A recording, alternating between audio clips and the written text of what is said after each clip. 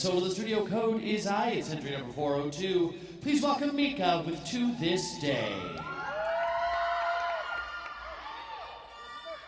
I'm not the only kid who grew up this way.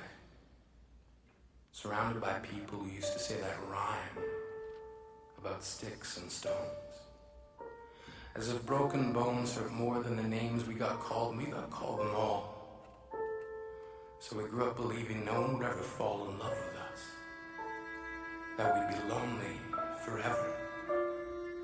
That we'd never meet someone to make us feel like the sun was something they built for us in their tool shed.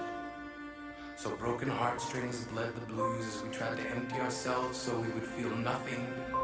Don't tell me that hurts less than a broken bone. That an ingrown life is something surgeons can cut away. That there's no way for it to metastasize, it does. She was 8 years old. Our first day of grade 3 when she got called ugly. We both got moved to the back of class so we would stop getting bombarded by spitballs.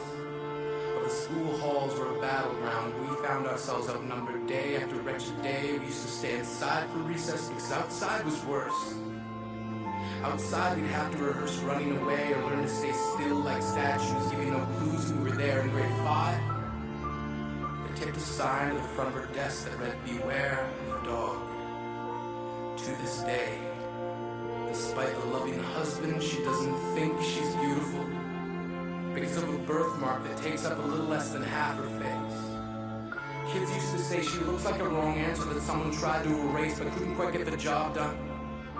And they'll never understand that she's raising 2 kids whose definition of beauty begins with the word mom.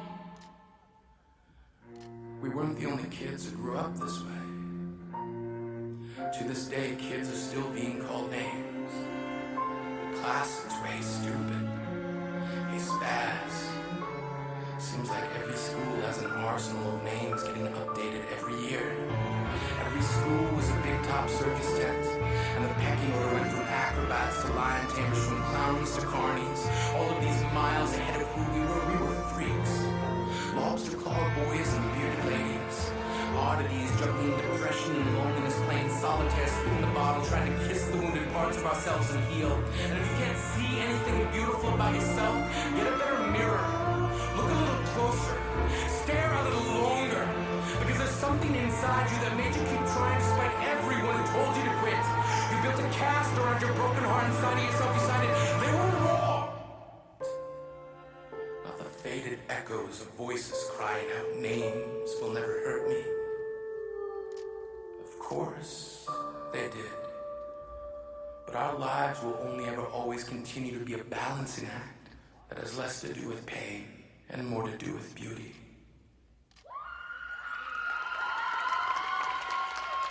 That is To This Day.